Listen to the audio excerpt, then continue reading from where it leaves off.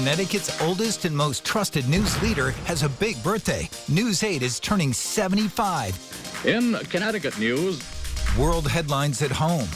By the end of the 60s, New Haven was at the epicenter of political unrest. Political scandals. I will officially step down as governor. Philip Giordano left court guilty on 17 counts. Extreme weather.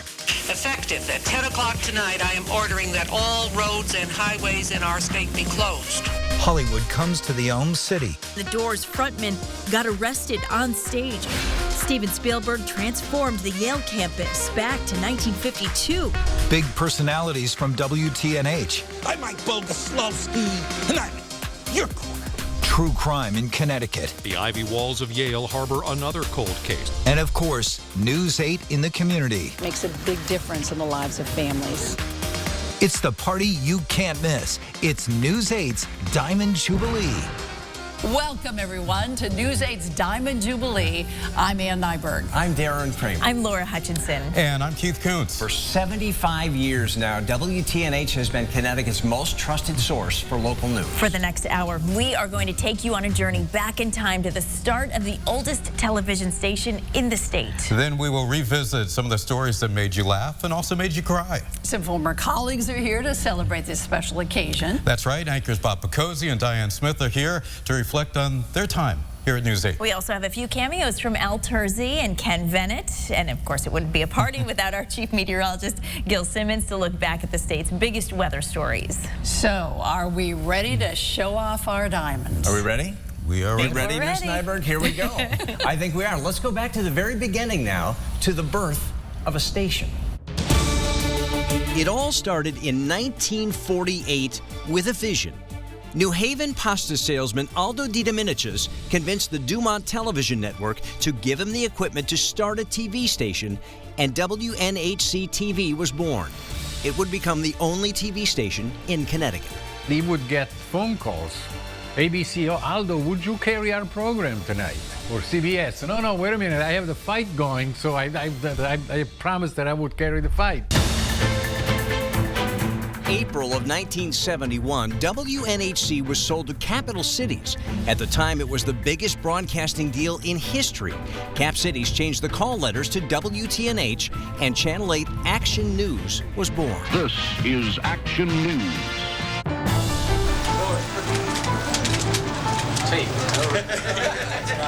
We started in a former mortuary on Chapel Street many years ago. Obviously, anything would be an improvement after that.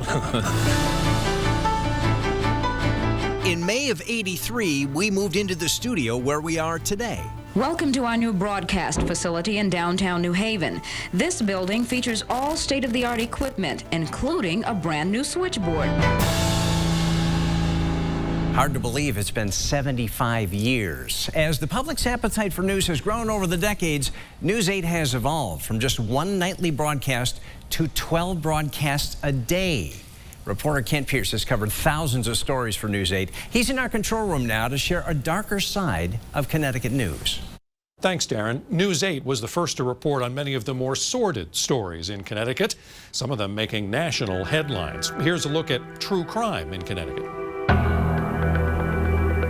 Tragically, Connecticut has been the backdrop for some of the most chilling stories in the annals of American crime. Serial killer Joseph Mad Dog Taborski was the last person put to death in Old Sparky, the state's electric chair. He did really bad things, you know what I mean? And he wants to die alone, he should do it, you know? Give the families their peace. 5 decades later, Putnam resident Michael Bruce Ross, known as the Roadside Strangler. Inmate Ross, do you wish to make a final statement? And Ross simply said, no, thank you. Was executed by lethal injection for the murder of 8 young women.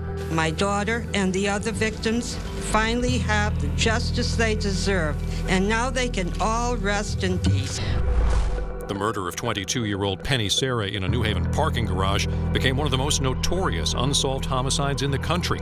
It took nearly 30 years to convict her killer through DNA technology.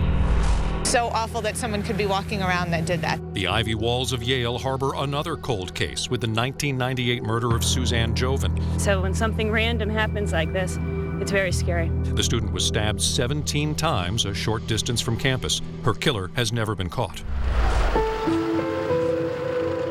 To say a prayer for all of them. All of them. Say a prayer for all the people that passed on. Shocked workers at the state lottery headquarters cling to each other in a parking lot after escaping with their lives.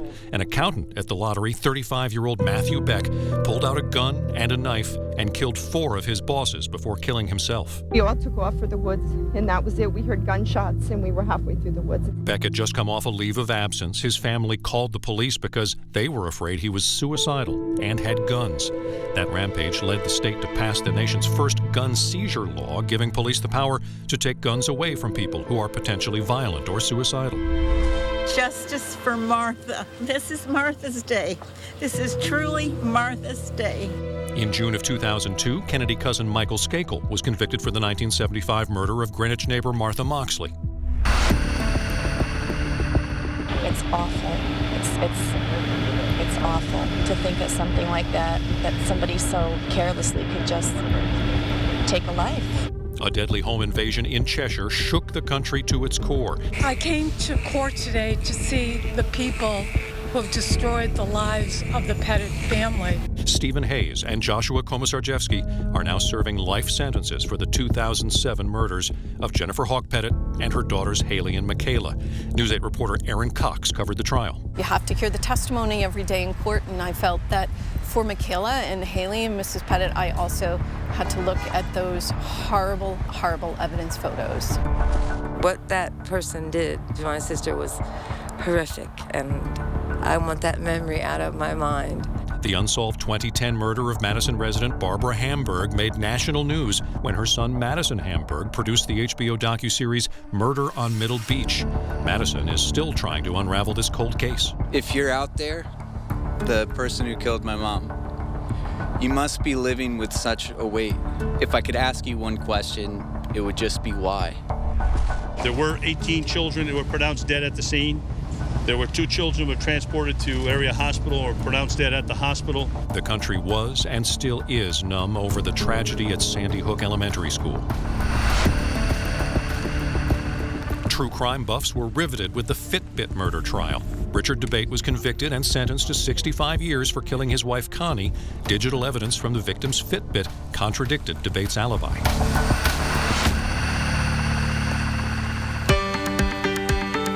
Coming up.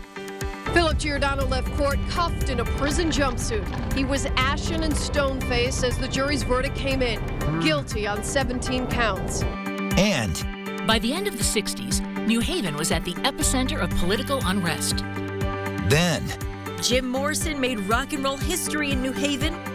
And later, we've taken a deep dive into our archives to uncover some real gems. We're talking vintage 8. That's coming up. When Janet Peckinpah first came to Action News, not too many people knew who she was. Got a letter here. Action News. Someone named Jane Piggyback? I think that's me.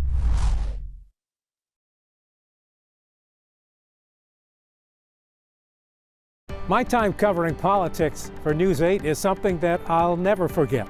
I even got to go on the presidential campaign trail when Joe Lieberman ran for vice president. And I got to cover every governor, starting with Bill O'Neill, who served for 10 years following the death of El Grasso, to Governor Ned Lamont, now in his second term.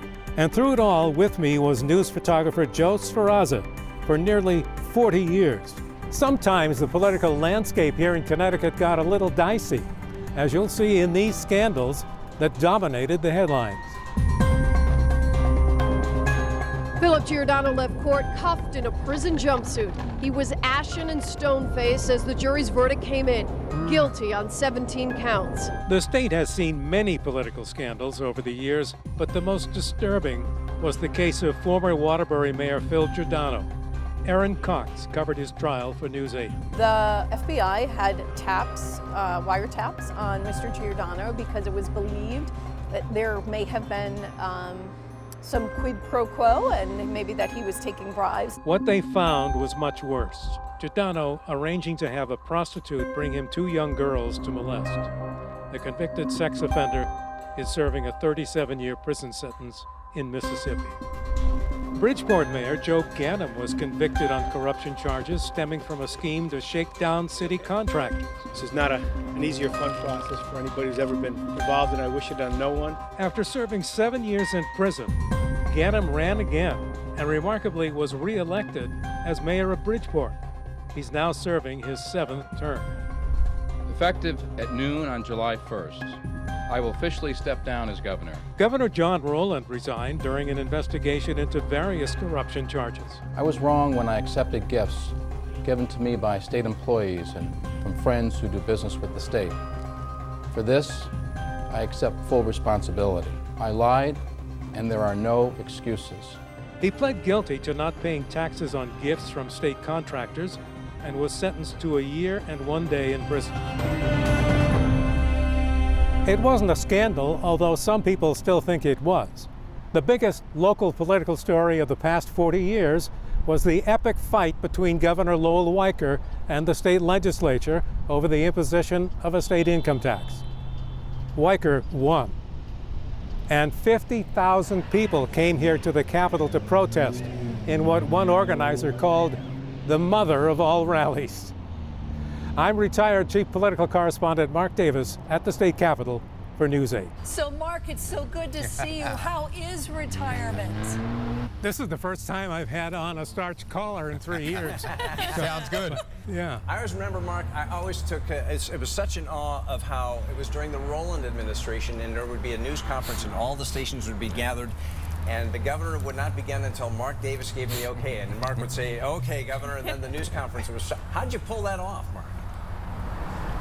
I don't know. I always sat in the front row, not because I was trying to be a pain in the neck, although I am a professional pain in the neck. For a living. It was just, it made it easier to hear when you're up front. And so he would always look at me and like he was, what do I do now? And I say, Governor, you're on the air.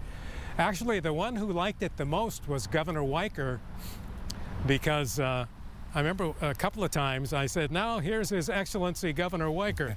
And Weicker just loved that excellency stuff. Well, thank you, Mark. Mark, I have to ask you, in your long career, what was the biggest political story you covered in your time here at News 8?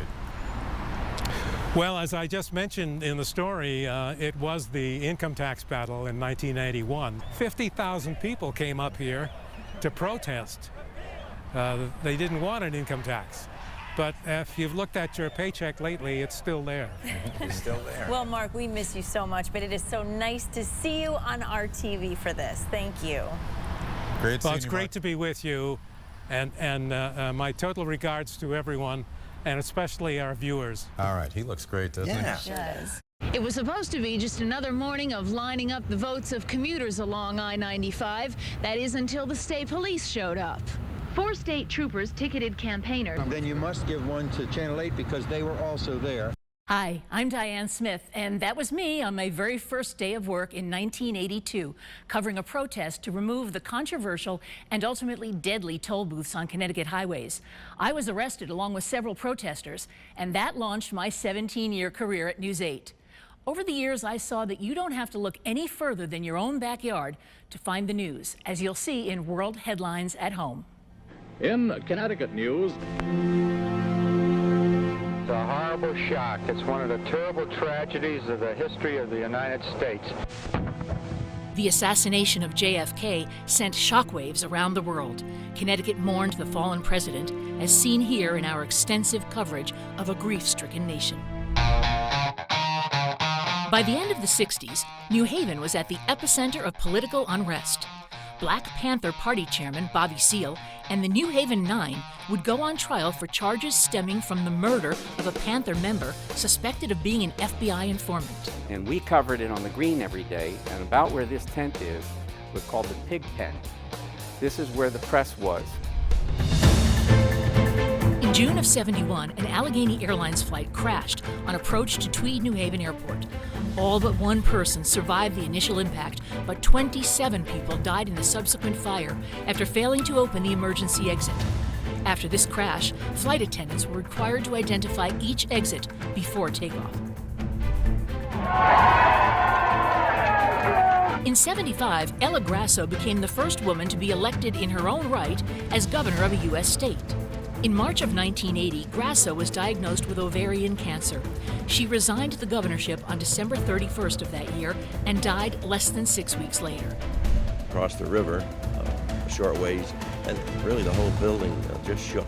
Action News 8 broke the story of what the FBI called the biggest case of industrial arson in the United States.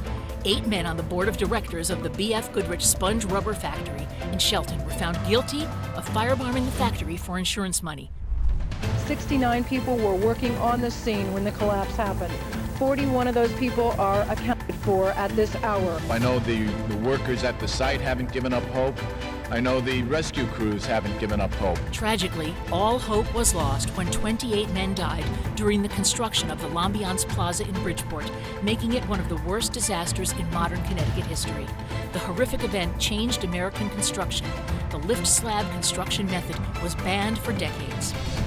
He was allegedly tied up with duct tape and beaten with a log. The brutal murder of Richard Reel, a gay Wethersfield man, became a catalyst for hate crime legislation. The violence and the killings must stop. One of Reel's killers died of an overdose in prison. The other was granted an early release. The word that we have been getting from sources within the Gore campaign that it is actually down to 2 individuals. At a rally in Nashville, Vice President Al Gore announced Senator Joe Lieberman would be his running mate. News 8's Mark Davis went on the campaign trail with Lieberman. And we went, I think it was 96 hours nonstop without sleep. I hadn't done that since college. You know, it was just unbelievable. We did like 12 cities. We was zipping across the country. Lieberman had appealed to both parties and was the first Jewish candidate on a major political party ticket. News 8 was first to report on the rash of overdoses in the Elm City. It was like something out of a horror movie, person after person dropping to the ground in convulsions. It was the summer of 2018 when 76 people overdosed in a single day on the New Haven Green after using a synthetic marijuana called K2. All right, Smitty, it is so great to see you. Smitty. That's what we always called. That is exactly what we've always called you here. Smitty, so what have you been up to? You've been so busy. I've been a little busy. I started, when I first left here, I started as kind of an ambassador for Connecticut. I traveled all around trying to bring people here as tourists, because we know we have a lot of great things to see here in Connecticut. Based on your Positively Connecticut. That was the first thing I did. I took Positively Connecticut to public television, did that for a long time too. I was a radio talk show host. That was kind of fun. I liked that too. That was interesting because, you know, here when I was covering politics occasionally, not as much as Mark, I'd have to call and say, could you meet us at, you know, and they'd be like, well, we're busy with someone, we have to see someone. I'd be like, please, but when I was on that radio show, it was like they were calling us from their cars going, can we be on the show? Yes, you can. You can be on the show. That was good. Hey, I know you. You're, It's Mark Davis and Diane Smith from Fondest memory of you and Mark Davis. Oh, Mark Davis was great. Mark and I used to take our show on the road a lot. So we went to all kinds of places. We went to everything from farms to the Bushnell Theater when they were having big shows. But probably the best time we did our show live from Disney World when it first opened. Can you believe it? They were just opening Epcot Center, and we did the show from there, and that was really fun. It was great. Well, listen, it is so great to see you. Thank you. Again. It's great to be here. Nice to have you. It's fun to be here. Thank you. For old time's sake, you want to take us out with your I think I can do that. Do it. Go ahead. Stay right here. There's more coming up from News 8's Diamond Jubilee. Woo! Nice job. All right. Thank you. I still got it. You still got it. Still got it. Coming up. The state's extreme weather throughout the years. Then. Jim Morrison made rock and roll history in New Haven. Plus. Steven Spielberg transformed the Yale campus back to 1952. And later. We've taken a deep dive into our archives to uncover some real gems. We're talking vintage 8. That's coming up.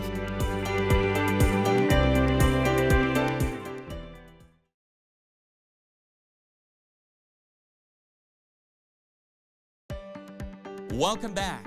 I landed right here at News 8 back in 2003, and I've never looked back except right now. I'm looking back at the station's weather coverage throughout the decades, and it's pretty extraordinary. Here's a look at some of the state's extreme weather throughout the years. Right out of the gate, the station became popular for its coverage of extreme weather, like the Great Flood of 1955, which dumped 2 feet of rain on parts of the state. Sportscaster Sid Jaffe was on double duty and covered the story. washed down the river? Well, it wasn't washed down the river, but a house on top of it. Well, it's just as bad. Tried to save some of my mother's furniture, but we had to leave that and go upstairs to the second floor, and the water was still rising, and we finally went up in the attic. Spent the night there with our children with their life jackets on, wondering if we would have to make a dive for it. Here is a special report from Action News. The National Weather Service has issued a heavy snow watch to be in effect for Connecticut tonight and tomorrow. Effective at 10 o'clock tonight, I am ordering that all roads and highways in our state be closed. The blizzard of '78 paralyzed the state. Whether you were trying to get to Houston, Texas, Miami, Florida, or Hamden, Connecticut, it makes no difference. Everybody here is stuck until the storm clears. Despite the low tech of the times, the station provided round-the-clock coverage. Sue Campbell and the AccuWeather team have been keeping close watch on the weather situation. What is the latest? Well, the latest is that it's very difficult to call this particular storm exactly. It hit like a bomb. That's how one person described a violent squall which included a tornado which slammed into a section of Windsor Locks today. From the Litchfield Hills, the storm continued its inexorable march to the sea. And you could see where it touched down, and it just went back and forth, and it looked like footprints. Hurricane Irene was a large and destructive tropical cyclone which battered much of the East Coast in late August of 2011. When Irene came to Connecticut, it was no longer a hurricane, but it made a mess. Roads were flooded, and a lot of homes along the shoreline were badly damaged. It's just an incredible storm with winds, the water, the waves. The waves would hit the wall and go approximately 30, 40 feet high. In October of 2012, the state took a wallop from Superstorm Sandy. The devastation you see that can be wrought is always going to amaze you. Every single inch of our shoreline was really decimated. The center of the storm was almost 200 miles away. The waves were so high and intense that it got underneath my house and it knocked my house off the foundation. So when my house was sitting like this, and my neighbor's house on the corner ended up in the marshland. Governor Malloy closed all roads to non-emergency vehicles for the first time since the blizzard of '78. Start your day with Dr. Mel, Connecticut's premier morning meteorologist. Dr. Mel's got Connecticut covered. The one and only Dr. Mel Goldstein left his footprint here as chief meteorologist for over 2 decades. The storm now is beginning to bear down very heavily in the Stratford area. In 1996, Dr. Mel was diagnosed with multiple myeloma and given only 3 years to live. He stayed on the air for another 15. Keith was with him for his farewell broadcast back in November of 2011. Connecticut has the greatest variety of weather that you could possibly ever have. He died just 2 months later. Speaking of legends, there's another New Haven institution celebrating a milestone birthday, and I was lucky enough to find out the secret to their success. How does it feel to be hitting this major milestone of 85 years? Well, thanks for having us, and it's fantastic. What do you think sets this place apart from others on the street here? Peppies have their way of doing things, and my father developed his way of doing things, and that's what makes Sally so much better. What's the best advice that your dad gave you to make this a continued success? Don't serve anything you wouldn't feed your own family. The celebrity fan base, who's been in even recently? Conan was in here yesterday. The Shivers, the Kennedys, Sinatra was he used to get the pies all the time. What's the difference in referring to Sally's Pizza or Sally's Habits? You know, you go out for a pizza, or if you're in Old Town, you go for a beats. Was I close? Yeah, you want a beats. Yeah. Sally's, it's called our beats because it's old Italian here. Being around pizza all your life, did you ever get tired of pizza? Never. I still eat it. I had some yesterday. I'll probably have some again today. Do you think I have the ability to make a pie? No doubt. No doubt. With my training, my expertise, you'll be a champ. All right, let's do it. Yes. How old is this oven right here? This one's 100 years old. No warranty? No warranty now. What do you use for the fuel? This is anthracite coal. And we burn it in here. What are we looking at right there? The actual heat source? Yeah, that's the actual heat source. Yeah, pull that baby right out now. What do we have here? Ricky, how's that look? That's beautiful. A real pizzola right here. Yeah!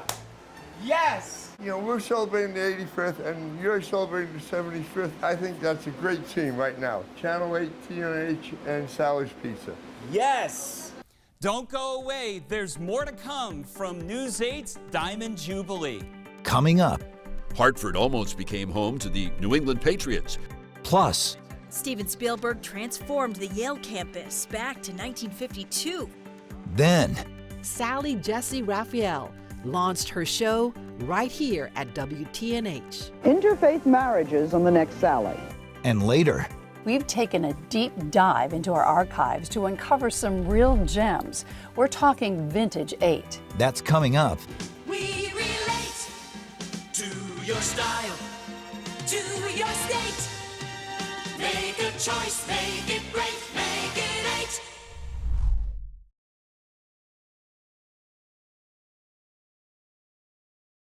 Years from now, UConn may have another outstanding team, but don't be surprised if you hear this observation. Yeah, this team's pretty good, but you should have seen the team with Rebecca, Pam, Jen, Kara, Jamel, Nikisha, and Carla. Now that team was something special. In Minneapolis, Bob Picozzi, Action News 8. Well, that was me back in 1995, a little less gray, but absolutely thrilled to be in Minneapolis to witness UConn winning its first national championship in women's basketball. 1978 to 1997, my home was here at WTNH. I was the sports director, and for me it was a dream job. A chance to cover all of the important sporting events in Connecticut and some of the most exciting sporting events in the country, and to work alongside some great people. Many of them are dear friends to this day. News 8 has always been a winner in its sports coverage. Here's a look at some highlights from Connecticut sports. Hi, sports fans. This is Sid Jaffe, your sports editor at the Sports Desk. Since the mid-1990s, the men's and women's teams have made UConn the college basketball capital of the world. 11 national championships for the women. Number 5 came for the men last April. Let's give it up for our 5-time national champion UConn Huskies! The Special Olympic torch is in Connecticut. All eyes were on New Haven when we played host to the Special Olympics World Games. Hartford almost became home to the New England Patriots with a $500 million stadium. Turns out owner Robert Kraft was merely using the state to leverage a better deal to remain in Massachusetts. The sports world was in shock when Patriots tight end Aaron Hernandez, a Bristol native, was arrested for murder. He took his own life in prison 4 years later. April 13th, 1997, the Hartford Whalers hit the ice for the very last time in front of a packed house of heartbroken fans. At any moment, I might just start bawling. It's like your best friend is moving. After an 18-year run in the NHL, the team's new owner said the small arena and lagging ticket sales meant it was time to go. The Whalers won their last game, beating Tampa Bay 2-1. The Whalers became the Carolina Hurricanes, but the nostalgia and logo and brass bonanza all live on. But Connecticut has remained the home of a big-time PGA Tour event for the last 73 years. Sammy Davis Jr. would entertain us every year as the host of the Greater Hartford Open. Now rebranded as the Travelers Championship, it is one of the most popular events on the PGA Tour. It drew more than 400,000 fans in 2022. And one of the big stories this year, the Quinnipiac hockey team, which shocked college hockey's perennial powers to capture its first national championship. So great to have you back, Bob. And I have to thank you because you gave me my start here as an intern back in 1988. Came in here in jeans and a sweatshirt to interview, and you trusted me and gave me a chance, and I thank you for that. And I broke all of the intern rules because I let you hang around for years. I mean, you weren't supposed to become, achieve tenure as an intern, but you did. But I'm very proud of your career and what you've accomplished and continue to accomplish, John. Well, I do thank you for that, because you trusted me with some big stories, whether it's the Whalers and UConn basketball, and it taught me a lot. And I do owe everything to you. But let's get to you. What have you been up to since leaving here?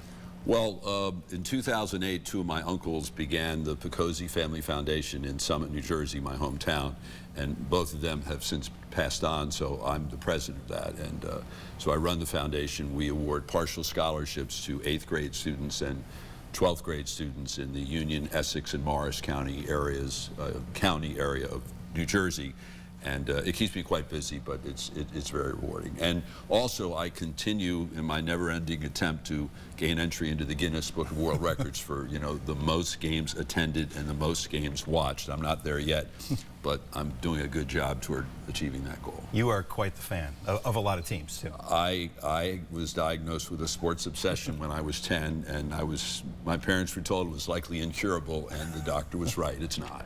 Well, Bob, it's always great to talk to you and have you back here as part of this celebration. Great to see you. See you maybe in another 5-10 years. Well, I hope so. It's great to be back. I have great memories here. That's Bob Picozzi. Thanks, Bob. Laura Hutchison is here now to show us all that glitters in New Haven. Thanks, John. There's no Walk of Fame on Chapel Street, but the Klieg lights of Tinseltown have illuminated the streets of New Haven, as you'll see when Hollywood comes to the Elm City.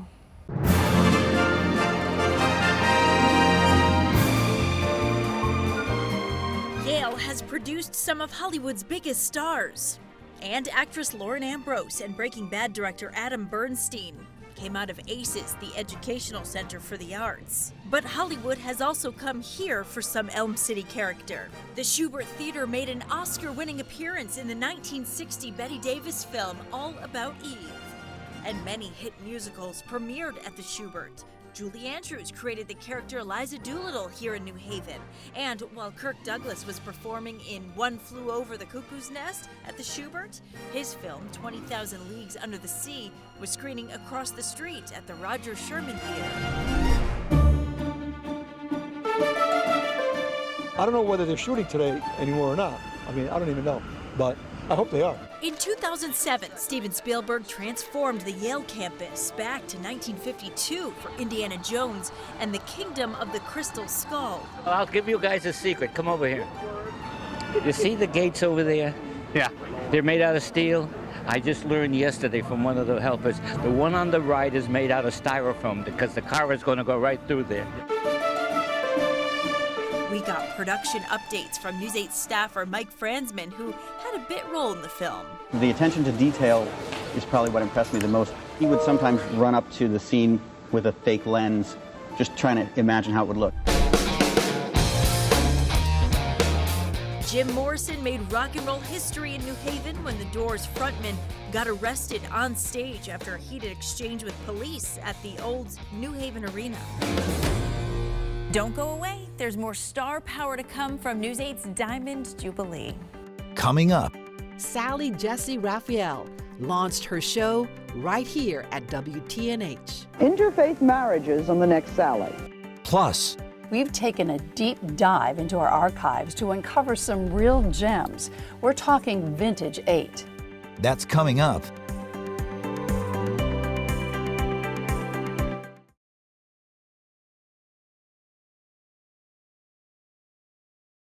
Hi, I'm Jocelyn Mamenta. For more than 20 years, I was News 8 anchor and medical reporter.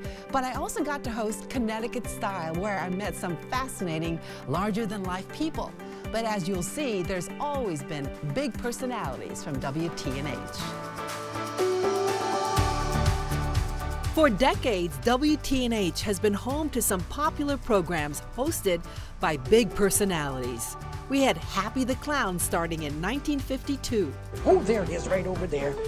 Every kid in Connecticut wanted to be on Friends with Mr. Goober, who was known for his quirky jokes. You must never pay to see a fish dance. Says it's usually a flop. Dialing for Dollars came out of the station, and long before Corny Collins and Hairspray, we had Connecticut Bandstand. Mike Boguslawski generated a huge fan base by fighting for the little guy. I'm Mike Boguslawski, and I'm in your corner. And Mike could rap. I'm Mike Boguslawski, and you can bet people on my beat, that's what you'll get. Every Tuesday and Friday on TNH, it's people that make my stories great. And the original queen of talk, Sally Jesse Raphael, launched her show right here at WTNH. Interfaith marriages on the next Sally. I think New Haven did form me and get me ready for New York. Josh, so great to see you, and you are still very visible on our TV screens. You are. It's so good to be here with the both of you. Yes, I am still on. I work for Hartford Healthcare now, so that's why you see me very often. And Jocelyn ran in this building like she owns the place still, and it's it was great. It was so great. I really felt right at home again as soon as I walked in here. It really was a great moment to see so many people here. And personally, launching the 9 a.m. with you was such a fun time for me so far with you, and it's just it was such a privilege to anchor with you, and of course with you so many years, right? Yeah, Joss, we did 2 stints together. We worked the morning show, and then we came back to the 5 o'clock news. Exactly. Remember that commercial, that 5 a.m. in the morning? 5 o'clock in the morning. Never forget that. Exactly. So then Laura and I did the Good Morning Connecticut at 9 for such a fun 2 or 3 years. It was just a fun show, and as I said, it is such a privilege to work with the both of you, to share so much with all of you at home. Yeah, we had such great memories. And you're busy up on the Cape quite a bit now these days, correct? I am, yes, absolutely. And I'm also flipping houses. You are. That's a fun thing to do. And I still do so much with the community. Yeah. I just did a big event with Gil for the East Haven Rotary Club. Yep. And so I'm still out there doing a lot for our community. So great to see you, Joss. Thank you. So wonderful having you. It's great to be here. And you look wonderful as well. Found the fountain of youth. I don't know about that, but you guys are sweet to say that. All right. Ann is back in our tape vault where she's found some old station promos that hopefully won't be too embarrassing. Thanks, Keith. This is News 8's top secret tape vault. We've taken a deep dive into our archives to uncover some real gems. We're talking vintage 8. Take a look. Back in the day, Keith and I shot a gritty film noir promo where we took on the night, and nothing was going to stop us. At night, on Connecticut streets, news can break at any time. Stay informed with News Channel 8's Ann Nyberg and Keith Koontz, the only news anchors in Connecticut who hit the streets at night to track down the stories that matter most, night after night. This is shocking news. Are you ready? Eminem is getting a divorce. A very youthful Darren Kramer fronted the 5 a.m. broadcast. And does anyone remember the Make It 8 song? Here's a reminder. Make the Connecticut connection, make it 8. WTNH, make a choice, make it great. Make it 8. This WTNH song featured some pretty fancy footwork. Make it 8. I got a letter here. Action News. Someone named Jane Piggyback? I think that's me. The Janet Peckinpah promo had fun schooling viewers on the anchor's last name. A mail for Janet Peckinpah? You mean Peckinpah? Oh. Hey, I saw you on the news last night. Pretty good. For me, it's a balancing act, juggling home and work. But teamwork seems to be the key. This campaign had a family home movie style, which I will forever cherish. I face each new challenge head on, giving it my very best. That'll do it for Action News Late Edition. Al and Ann, Action News at 5, 6, and 11. Working for you. Working for you. It's not just what we do. It's who we are. It's getting out and getting involved. It's caring about people in the place we call home. This may be a Vintage 8 promo, but it still captures the spirit of who we are today. Lending a hand, listening to others. Working for you is giving. Giving of ourselves and our time. It's not only what we do, it's who we are. News Channel 8. Working for you. Working for you. Don't go away. There's more to come from News 8's Diamond Jubilee. I wrestled a bear. The bear won. I got in the ring, and this bear was muzzled. He took me down. He was on top of me. Fortunately, he wasn't laying on me, or I'd have been a pancake. The other stations filmed it, and they filmed it from the back. So my derriere was on 3 channels that night, but my face was only on 1, exclusively on Channel 8.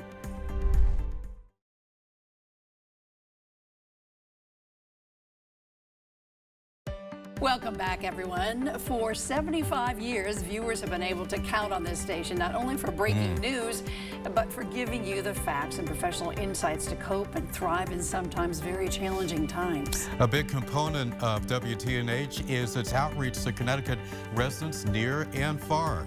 Here's a look at News 8 in the community. I'm declaring a public health and civil preparedness emergency. When Connecticut and the world began to implement shutdowns to prevent the spread of COVID-19, News 8 gave you daily briefings to keep you and your family safe. For us here now, the impact of COVID, it's very difficult. We also told you compelling stories of frontline workers. I work with an amazing group of superhuman people. Good evening, everybody. Our Town Hall series has tackled topics like race, health, and education, garnering praise and galvanizing our community. This is our community. We live here, we work here, these are the people we serve. We're part of this community. We're out here today making it great. At News 8, we treat our viewers like family. We're a team, we're a family. With humor. All right, now I'm official. Compassion. This is a place where vulnerable children come. And respect. It's an honor to have you with us. On behalf of News 8's 75th anniversary, we want to give a shout out to Waterbury PAL for all the work they do in the community with 75 tickets to Quasi. Thank you, WTNH News 8. Giving you the tools to face life on life's terms. Makes a big difference in the lives of families. Don't go away. There's more to celebrate from News 8's Diamond Jubilee. Now, Action News. Now, Ken Bennett. 75 years is a long time to be serving the public. When I came here, this was a relatively young television station, and I think it's always remained young. I'm very proud of what has been accomplished. A lot of people in Connecticut will remember back in that day, this was our symbol.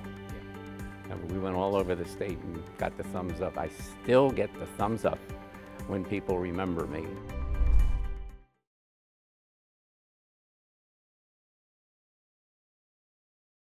Okay, that was so much fun. Having these people come back and see them again. And honestly, I've learned a lot here. I've been here for about 8 years, 8 at 8. You grew up with some of these folks. True.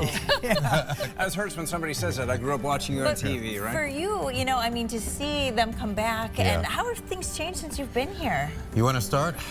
Yeah, well, you know, we did have modern typewriters, right? We did. And I we remember had typewriters. Yeah, and we had VHS tape, so that was very, very different. And now, you know, we're in the digital age. Yeah. So you and I, Yes. some 3 decades in plus, have seen a lot of changes. You remember back the news cards back in the old days? We communicated with walkie-talkies.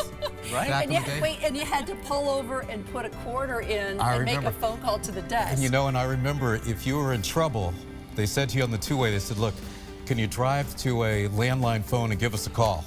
And you always knew you were in trouble when they went back up. the airwaves, Yeah, right? exactly. And you and I started this business with typewriters and film. At least I did. And, I had typewriters, and slides. Yeah. You guys didn't have slides. We had slides and Did you typewriters. really? I missed film, but yes. Yeah. And film where was did interesting. Facebook and Instagram fall into all of that? Well, talk about a difference. That's one of the big differences, how media, digital, internet has evolved everything. Yeah. What we do. Wonder what the next 75 years is going to hold. That's up we're to not somebody gonna else.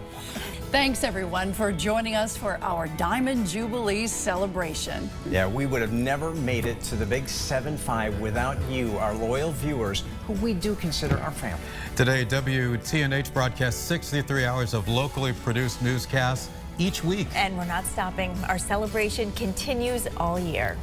As we say our goodbyes, we want to acknowledge the behind-the-scenes staff who have made News 8 a world-class news operation. We thank them, and we thank you. We have a killer crew who we are very proud of. Take care, everybody. Glad you're with us today. Bye-bye. Thanks for being with us. Bye. Happy birthday. Happy birthday, 75.